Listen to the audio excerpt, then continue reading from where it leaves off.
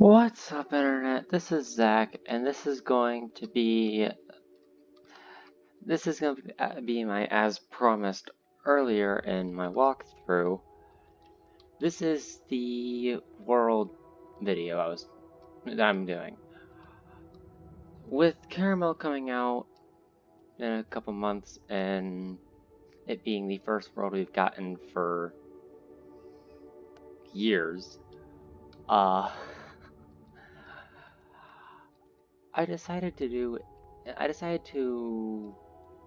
list all of the current worlds based on my least favorite to favorite. So I'll start with my least favorite world, and I'll, as the video progresses, get towards my favorite world. Now, what classifies a world for me, since a lot of people would consider Aquila a part of Wizard City and Wintertusk a part of Grizzlheim? I'm not going to, since they all have their own little quest line. The Arcanum, I don't classify as a world. Sorry, I know there's a world door to it. I don't classify it as a world. So, the worlds I will be going over are Wizard City, Crocotopia, Marleybone, Mushu, Dragonspire, Celestia, Zephyria, Avalon, Azteca, Chrysalis, Polaris, Mirage, Imperia, Grizzlheim, Wintertusk, Wisteria, and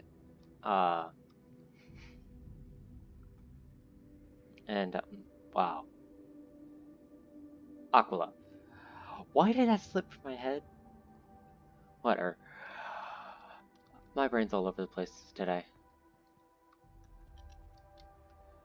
So, those are the worlds I'm going to be going over. Now, why do I consider Aquila a world, since it's 3 dungeons and that's pretty much all Aquila has to offer? Well, quite frankly, because it holds 3 of the biggest dungeons in the game. Darkmoor, the reason I don't consider Darkmoor a world is because, quite honestly, it's technically part of Chrysalis. If you were to actually look at it, Darkmoor is actually intended to be a part of the main storyline right after Morganth. So you beat Morganth, and then Malister the Undying challenges you with Kandavasti and all of that. So it's a part of it. The way it's supposed to be is part of Chrysalis, so I don't call it a world of its own. But Aquila, I consider a world of its own. Wintertusk, I consider a world of its own. Grizzlheim, a world of its own. All of that. So without further ado, let's get started. Number 17. Now, I'm probably gonna get some hate for this, because I know there are a lot of people that love Wisteria with all their heart. I don't. In my opinion, Wisteria really has nothing to offer. It might have gotten some bonus points and wouldn't be nearly as low if you got a spell from it after, like when you left. But the only real reason to do Wisteria is for the Spiral Cup. I mean, sure, the Tower of the Elephant exists, but we don't talk about that.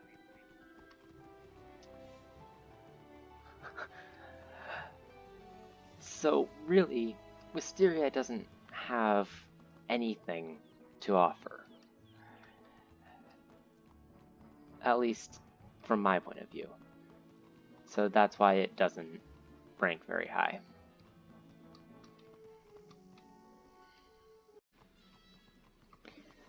Number 16, Crocotopia. Yeah, I'm probably gonna get some hate for this one too, just because Crocotopia is an iconic world, and I even mentioned in my walkthrough that Alhazard's the man. Like, I actually want to, probably in about a year or so, start a balance walkthrough just because of Alhazard. However, I feel like they could have done better. Because Crocotopia is such a world with potential. And then they did this to it. They made it so it's a world with huge potential. And then all they did with it was make it a source of the Croconomicon. So you chase after the Croconomicon. Okay. That's fair. But then it's never even here in the first place. The entire time we're here, we never even see the Croconomicon.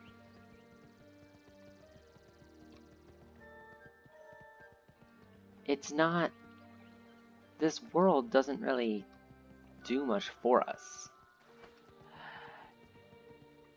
And balance? This Crocotopia as a whole is supposed to represent balance. It represents the balanced school. The problem is balance isn't just fire, ice, and storm. Balance pulls from all of the schools. Balance, ice, storm. Like, balance pulls from all of them. Fire, ice, storm, myth, life, and death. So just representing 3 of them is not truly representing balance. So it doesn't do that. Do it for me.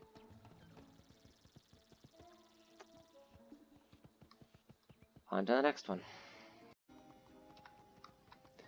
Number 15, Marleybone. Kinda weird having 2 chronological in a row worlds right next to each other back to back. But, it's a similar problem that Crocotopia has. It just doesn't provide much story. Because the only reason you come here is, again, the same reason you went to Crocotopia.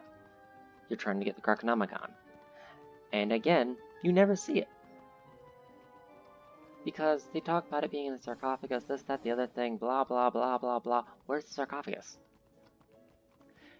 And, sure, okay, sarcophagus is in the Royal Museum. Alright. So we go through these doors and go all the way down across the entire area into the Royal Museum. We can see it through the display. Okay. What about the Croconomicon itself? For all we know, Malister had his hands on it the entire time. Like, for all we know, as soon as we lose track of Meowiarty, Malister already had his hands on the Croconomicon. It just doesn't... Just like Crocotopia, it had a lot of potential, but that potential wasn't used. So that's why it ranks so poorly. Number 14, Zephyria. I think I speak for everyone when I say Zephyria is a world of nightmares. Because not 5 minutes into the world, you're already given a defeat and collect. Hello? And throughout the entire world, you repeatedly get defeat and collect, defeat and collect, defeat and collect, defeat and collect, defeat and collect, blah, da da da da da da da. It's all just defeat and collect. There's nothing about, like, this world. I gotta say, I'll give them props for the world itself. Because it looks amazing. Nice Lion King vibes, all that. It looks awesome. But it doesn't have the story to match the looks, because, like, what even is the story here? We're chasing students? How is that much of a story? Oh yeah, some students got lost on a field trip and now you need to go find them. Did we just forget about Morganth? And sure, it turns out Morganth is the reason behind all of it, but then the final boss of this world isn't even... Like, most people round up the final boss of this world to Teets Snaketail because just flat out, the actual final boss of this world, sure, you could say the Spectral Guardians, but the actual final boss of this world is 4 boss spiders. 4 storm boss spiders. Like, and Morganth just gets away. Just disappears, vanishes, goodbye. Like, there's nothing for this world. The only thing this world really has going for it is its looks, really. I mean, sure, its music is neat, but it just doesn't have... It's got too many collect quests and doesn't have the story to go with its look.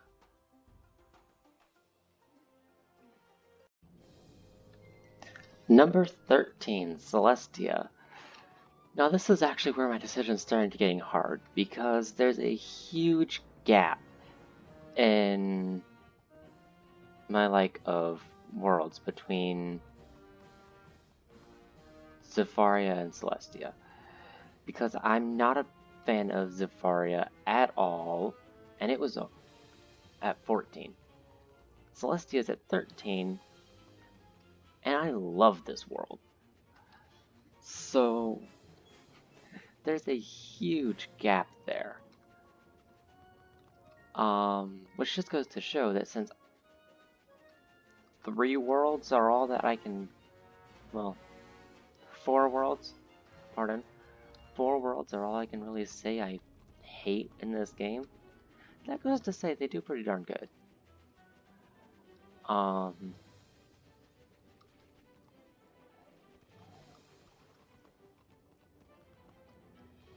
So, it's a pretty decent game. And this world, I really do love it. The reason why it's all the way down at 13, though, is because, quite honestly, they don't implement certain things strongly enough.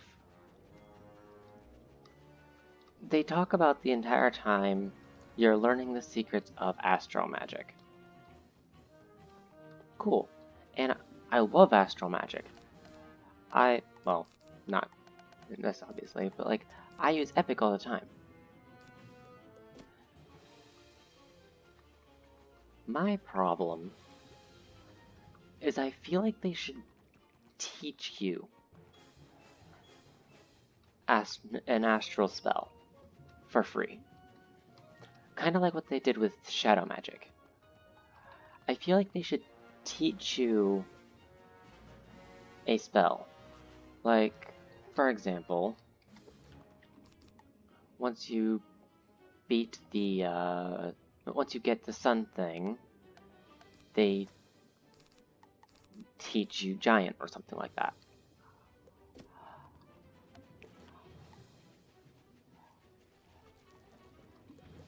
I feel like if they did something like that, they'd get a lot farther.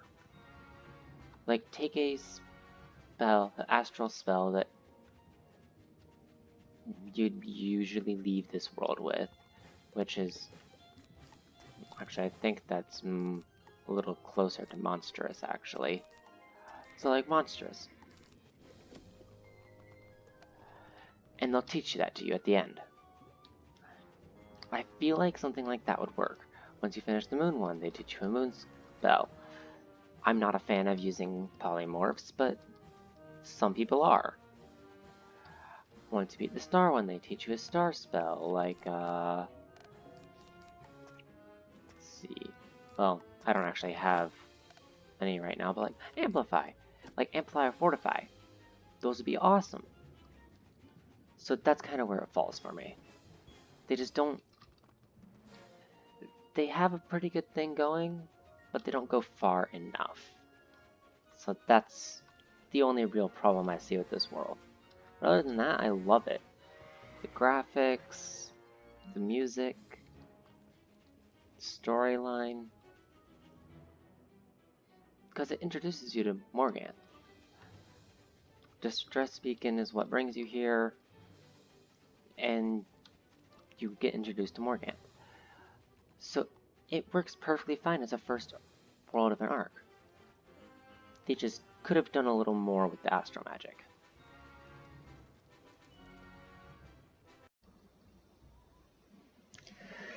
Number 12. Grizzlheim.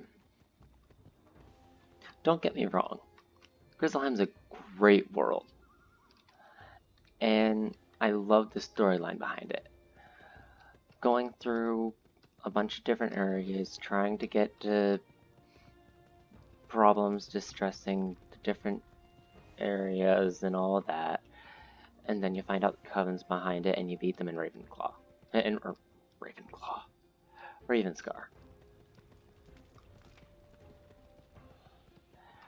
It's an awesome storyline, looks awesome, it's a nice medieval themed. The only thing I have to complain about it, honestly, is... Oh, he's probably got the books. But the only thing I really had to complain about it is the fact that the first time you talk to the king is literally, like, you basically just... I mean, I'm pretty sure you talk to him, but you basically just ignore Bjorn. Like, he just doesn't exist. It's just like, oh, you need to go talk to the king now because of this. When before, Bjorn wouldn't let you in. You're just kind of, okay, I'll talk to the king. And just boom, you're at the king. Like, they don't exactly say how you earned. It's kind of implied that it's because you became a better hero than Bjorn himself.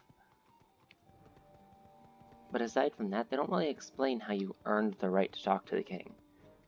Because Bjorn never outright says, you can talk to the king now. It just, one more thing, and then all of a sudden, go talk to him. What? So that, and I guess Jotun, mostly because of lack of clarity. Because, like, let me go over to Nidvalor real quick. Well, because the Jotun quest, which is required to get to Ravenscar. So, over here on Nidvalor, you've got these 3 doors. This one and this one are for his brothers, and then this one is him himself. And they lightly mention that you can beat his brothers first and then beat him second after his brothers are defeated. However, they don't make it perfectly clear. And as a result, I've had many people ask me, hey, can you help me with Jotun? Him and his brothers is a little overwhelming. And I'm sitting there like, sure, I'll help you, but have you tried beating his brothers separately? And they're like, you can do that? How do you do that? Not even realizing that it's the 2 doors right next to it. So, they really don't explain it very well. So those are the only 2 things that I can really say is a problem with Grizzlheim. Other than that, love the world. Awesome theme, great storyline.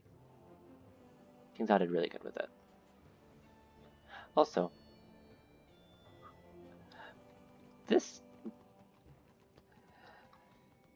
statue, I recognize it. I can't say where from, but I recognize it. On to the next world. Number 11. Aquila. It might take a bit to get over here, because you have to go all the way through Wizard City, and it's basically as far away from the world door as it could possibly be. So it is a pain to get over here, and it's not got much. It's got a level 30 dungeon and then a level 70 dungeon down here, and then a level 90 all the way down. So it's not much, but it holds some good memories. Farming this until full Mount Olympus gear. Yeah, that was a struggle. Because you get it at level 30, which means you most likely are probably just starting Mushu.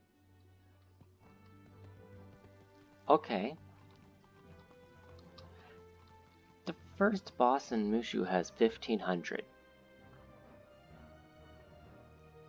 Apoyo has 3300. Ares has 3500. No, actually, I think 3600.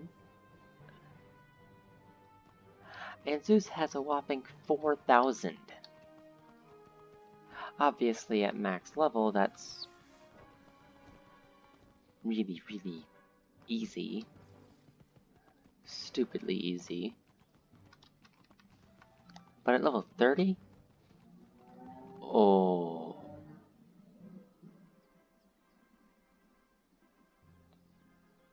That was a loud motorcycle.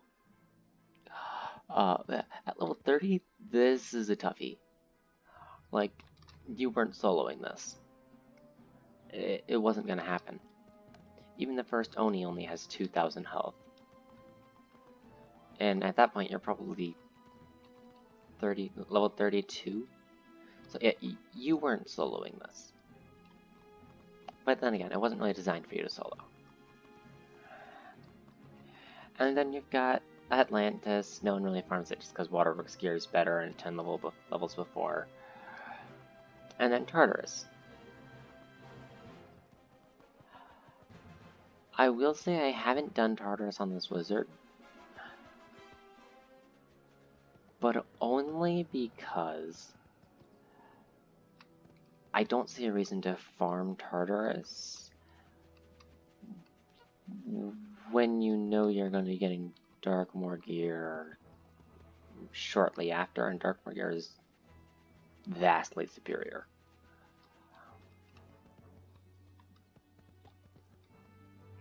But yeah. Between Mount Olympus, Atlantis, and Tartarus, all three of them are really great dungeons. So, it's a great world. Not got much in it, but you got it until level 90. So, it holds a lot of memories. On to the next one. Number 10. You couldn't survive forever, Wizard City. You just couldn't.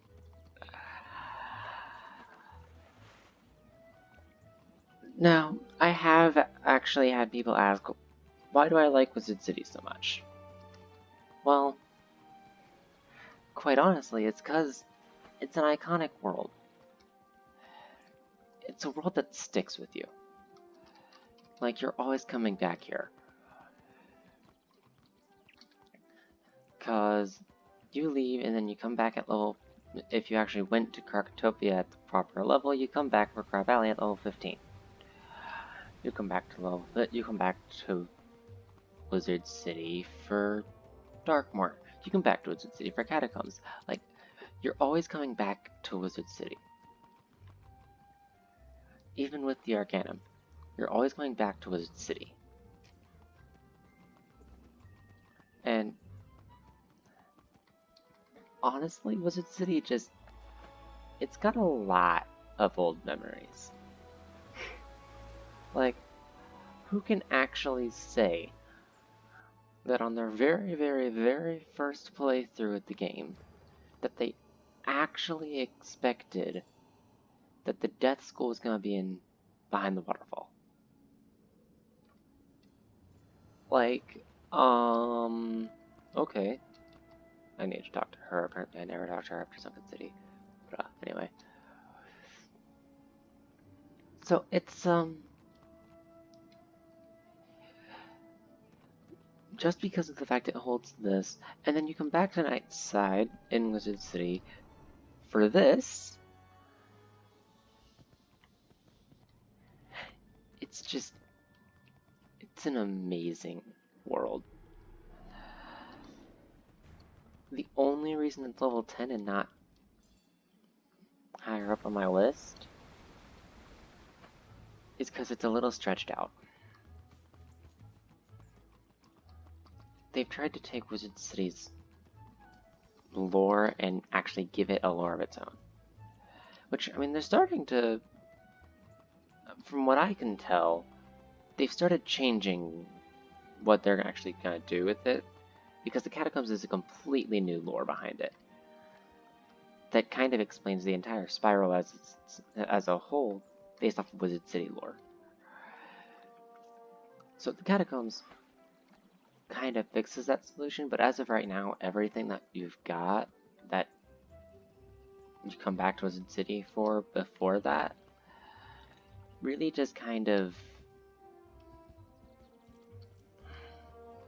I guess you would say, doesn't really work itself out very well, because a lot of what it tries to form its own way of how the spiral formed, and it just doesn't work. And I mean, they don't outright say that's what they're doing, because like with Crab Alley, that goes straight towards Wizard City lore alone. It talks about the storm batteries and the storm with aluminum crystals and all of that. So that's what they primarily focus on, is things like that. They don't actually outright say anything else. But if you actually look a bit at a lot of the main streets that you could go through along the main storyline, you realize it kind of has its own idea of the spiral's formation.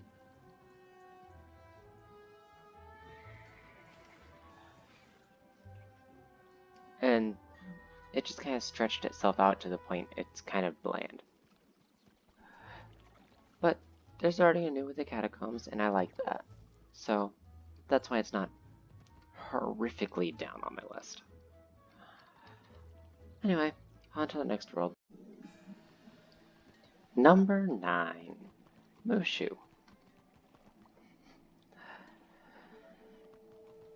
Mushu is an amazing world. It looks great. Awesome world overall.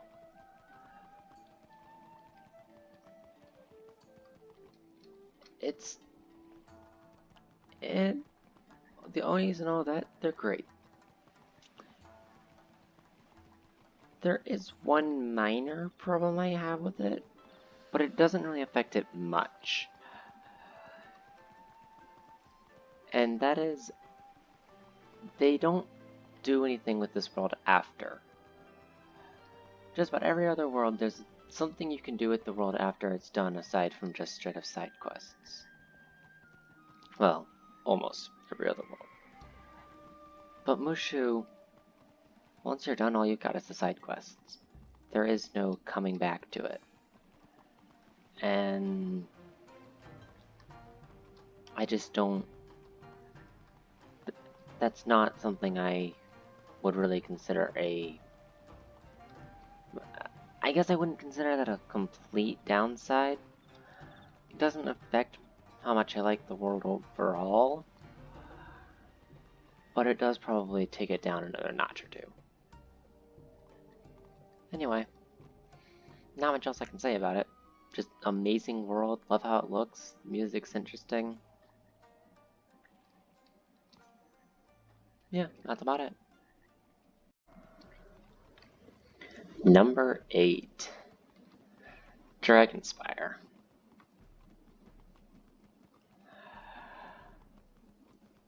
I will say, Dragonspire is a pretty freaking sweet world.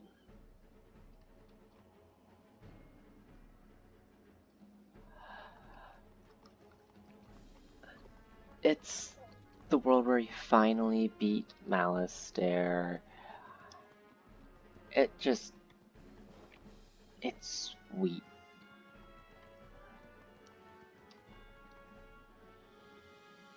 And you can even see the Dragon Titan from here. The Basilica is outside of it's technically outside of Dragonspire. But the ring here, the bottom part, I guess you would say, that's the outer ring. That's where you go from here. The level, I guess you would say, basically right above that, that's the inner ring. That would be that would be where you go for the Necropolis portal. And then the area right above that, right below the mountain with the Dragon Titan on top, that's the Academy itself. So it sets itself up as basically a more advanced wizard city. And I mean,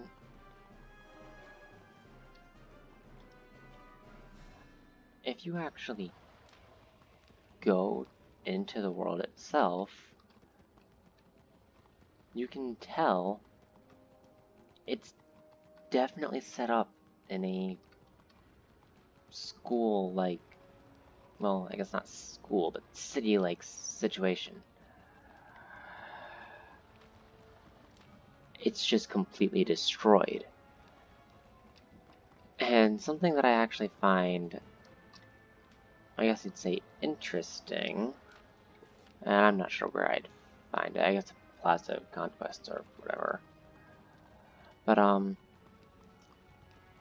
is you can actually see what Dragonspire looked like before it was overrun with fire and lava.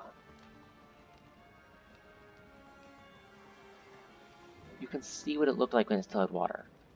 It's only one small area of it, and it's still somewhat destroyed, but you can see what it looks like without all the lava, without all the fire. You can see what it looks like when it was water. And that kind of begs the question, what did the entire world look like before the Dragon Titan attacked? What did it look like before Malastare hit it?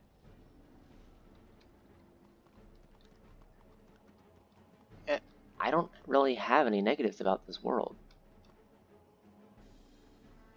It's an amazing world. Also, is it technically a volcano? Number 7, Polaris. Now, normally you won't find me jumping with joy over a icy tundra, which I'll talk about when I get to Wintertusk, why it's not like this. Why it's not far down because of it. The reason Polaris isn't is because, now, I will say, I don't think I like the fact that, the bosses dramatically drop health.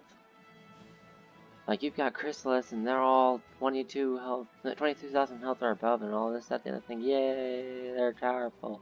And then here, sure, they've got Shadow Pips, so they're like 9,000 health. Like, what? Way back to Celestia? But, anyway. It does have a pretty neat trend to it. And even though we come here not really knowing what we're looking for, we just kind of... It's kind of the, the Arcanum just kind of says, there's shadow magic here. Let's go figure out what it's about. And that's kind of the reason we end up here. Most people don't take it poorly. It's a lovely world. And even though it's completely ice-riven, that looks awesome.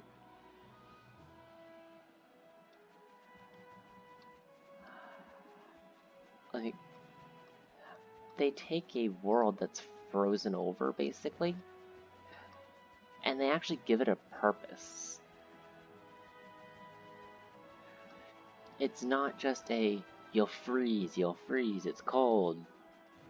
There's actually a reason to it.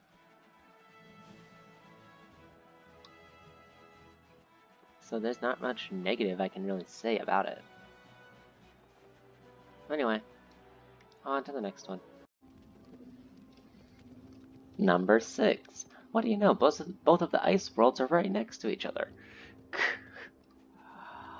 And this one's frozen over more so than Polaris, obviously.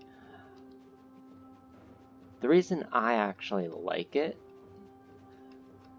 and I mean I love this world, is it kind of adds to the lore of Grizzlheim. The Coven shows up more powerful than before. Like, I mean, I almost just want to fight these guys just for old time's sake.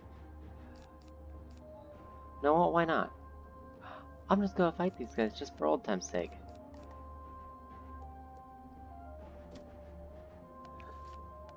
Granted, I don't remember how much health they have, but probably not much, but...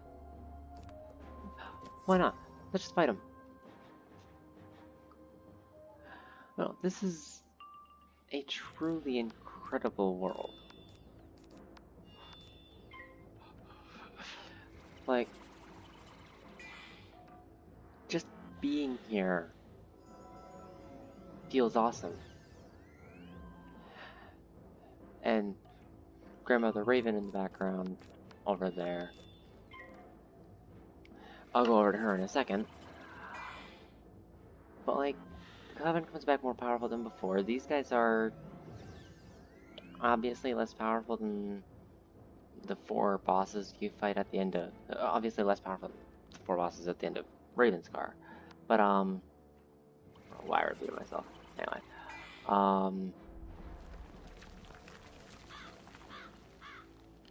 But they're iconic.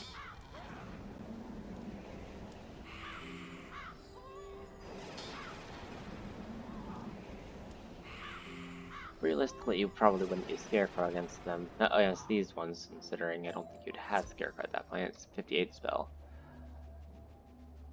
But then this is also the world with Grandmother Raven, who I can't talk to her right now because, well, there's no quest that requires me to do so. But if you actually listen to her voice, it's the exact same as the narrator, which has caused many, myself included, to believe that she is the narrator.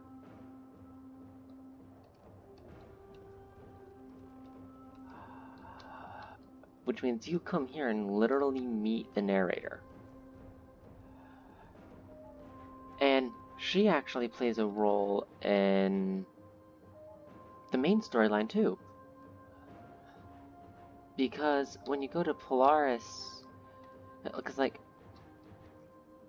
I'm pretty sure in Chrysalis, she gets on you with shadow magic about the fact that she can't... Actually, no, that's in Polaris because of you having shadow magic when you're chasing her down. But when you're in Polaris and you actually see her, where I'm pretty sure she's in her spectral form, but she kind of tells you to back off just because it's not your fight when you're chasing down Spider. She also says she can't see your fate anymore because of shadow magic. So she's lost a grip on your fate. Basically, you've gone on a path I can't help you with. You're on your own. And I think it's really cool that she just kind of plays that role. And when you actually get to Imperia, you find out she's... Well, actually, you see this in Mirage. You see that she's willing to destroy the spiral to get rid of Spider. Imperia, at the end of Imperia, she realizes how big of a mistake that is. So it's really cool. And I really enjoy Wintertusk and Grandmother Raven. Because you get to meet essentially a god. I love that. Anyway, on to the next world. Number 5, Mirage. Now, I get a feeling I'm gonna get a lot of hate for putting this world so high. Because most people, and unfortunately I can say rightfully so, hate this world. It was rushed, it was over-exaggerated, they didn't spend a lot of time on it.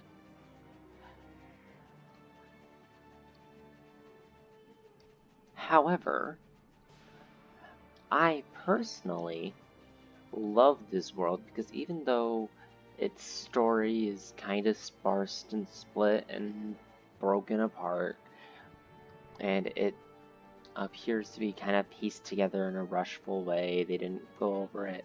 Even with all of that, I like the deserty theme. I like the fact that you actually fight Grandfather Spider. I mean, Grandfather Spider even straight up says that it's one of the joys of being a deity. He can be as absurd as he wants to be. And he is. He waits for you because he wants to give you a slight chance of being able to stop him from destroying the spiral. A chance that you take advantage of. And Mallory even calls him out on that.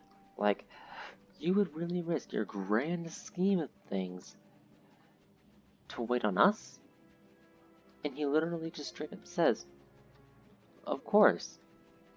That's one of the advantages of being a deity. I can be as ridiculous and absurd as I want to be.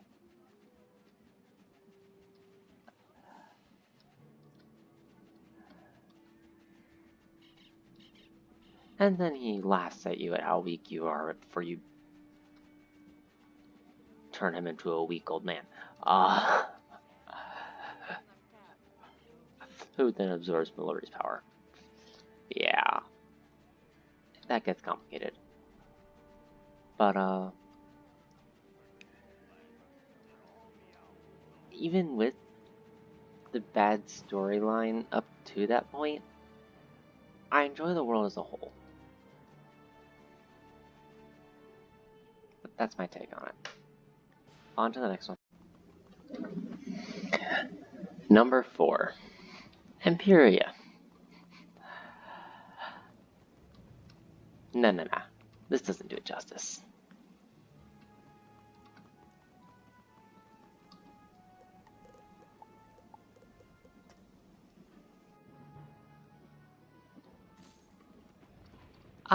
Now that's better.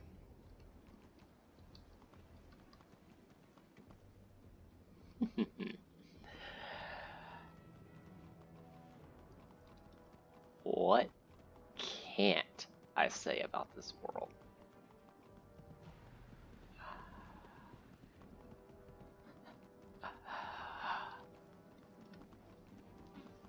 You literally fight the beings you've been transforming into for,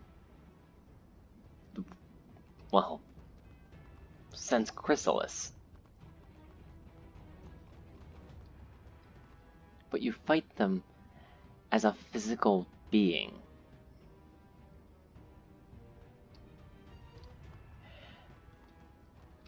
And even though these don't make a huge appearance throughout the entire world, they make a big enough appearance to make it worth it.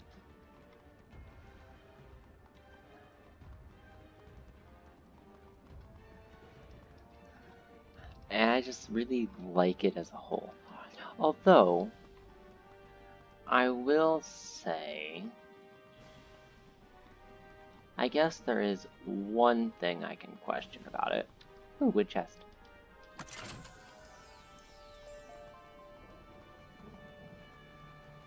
Yeah, those are pretty good here.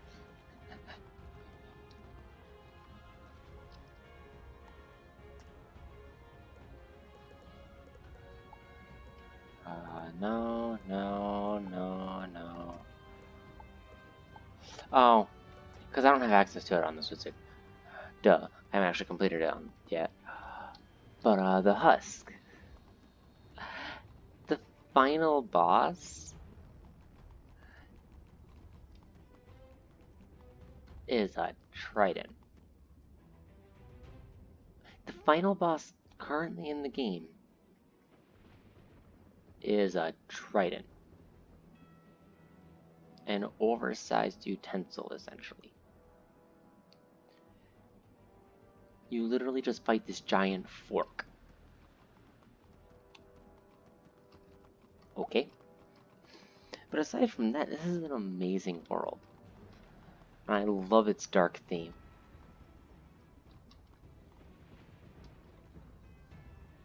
Anyway. That's my take on it. On to the next one. On to the top 3! My third favorite world. Avalon. Great world. I mean, this world just as a whole speaks to me. I don't know why. I don't know how. But just as a whole, this world speaks to me. And I mean, let's just go into here real quick.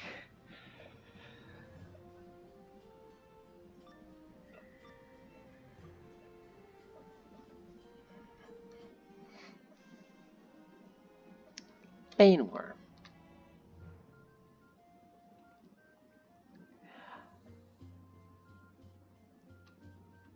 Even though, no, he's not the most known, he's still a freaking awesome boss. I'm not gonna fight him right now just because I don't really want to set up my deck for him. But he's an awesome boss. And then you also have, like, the Jabberwock, which is probably a lot more known. You have the Light and Dark Dragons, or whatever. The ones in Castle. So you have all of them. And I think it's just really amazing that you get to fight dragons, essentially. And in a world where dragons aren't the most known. When you think of dragons, you think of Dragonspire and the Draconians and all that with the drakes. You don't think worms in Avalon. But it's iconic.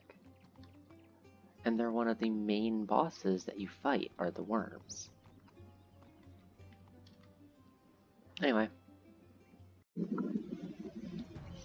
Number 2.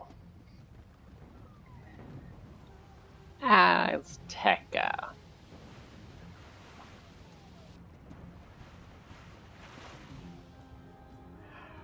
Unfortunately, I'm here after its destruction. Chibalba's already crashing into it, it's a doomed world, all of that.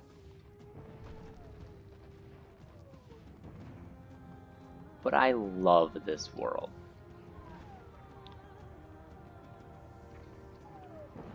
Many people complain about the bosses, like, oh, you can have a life boss and then all of a sudden out of nowhere it's just a storm spell, or you can have an ice boss that then all of a sudden just heals, and I'm like, that's called unpredictability. And I love that. Most people complain about that. I love that. It's got a lot more collect quests than I would prefer. But the iconic thing about Aztec is its unpredictability. A boss can literally just have a mastery and you wouldn't even know it unless you looked him up.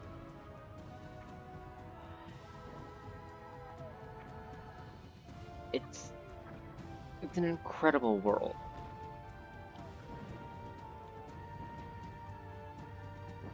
But anyway, there's not much I can say about it. It's a freaking awesome world. Also, anyone who has a rant about it, I would say just hold it. Because there are a lot of things people rant about this world that, and I don't mean to sound pessimistic, but there are a lot of things people say about this world that I'm sitting here like, that's the point. You can't predict what a boss is going to use. Yeah, that's called unpredictability, and that's something you should get used to. I love the fact that they do that in Azteca. There's too many collect quests, okay. That I'll agree with. Yes, there's too many collect quests, KI needs to hold on those. It's all just boss after boss when you're not doing collect quests. I prefer the boss battles. Most people love boss battles. Dialogue? A lot of people could care less about it. The mob battles? A lot of people could care less about them. The thing most people play the game for is the bosses. So too many boss battles? Not a thing. I'd be perfectly fine if this entire world was just the boss battles. It'd be short, but I'd be perfectly fine with it.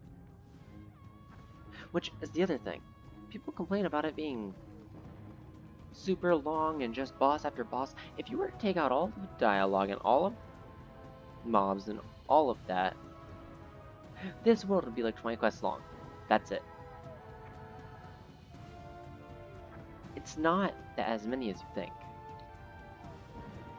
So people who have these massively long scripted rants about this world, just hold it. I mean, if you're actually gonna go on about it, fine. It's not my place to stop you. But I'm just gonna tell you, you're gonna get a lot of hate for it. And just me saying that, I know I'm probably gonna get a lot of hate myself because of that. But honestly, there's no point in ranting about a world that 90% of people are gonna disagree with you on. Anyway, on to my favorite world.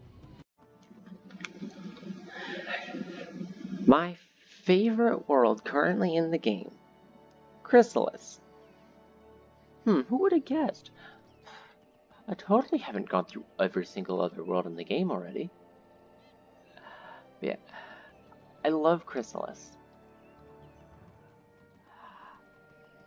It looks awesome. You finally fight Morgant. It's an amazing world.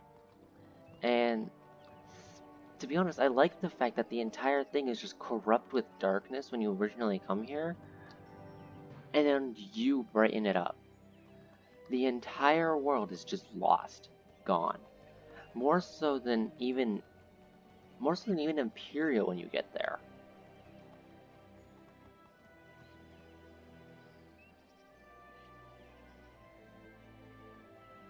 And yet you, alone, as a one-man army with Dimium's help every once in a while,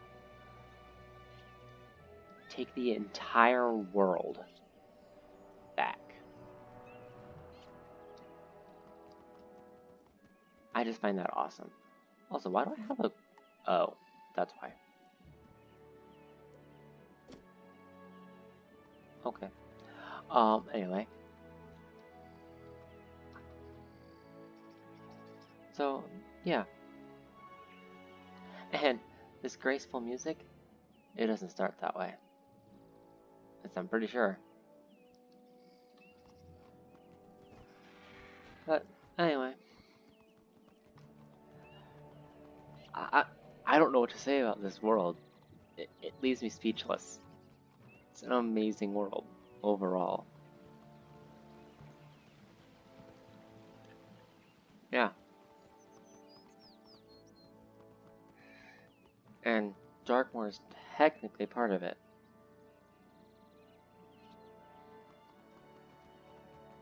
Which is even more reason as to why I love this world, because Darkmoor is an amazing dungeon. It's not actually connected to Chrysalis, but based on the storyline, Darkmoor is technically a part of Chrysalis.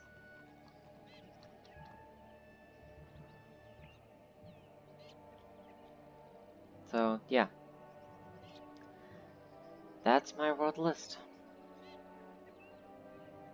Hope you all enjoyed. And I'll see you all in the next video. Adios.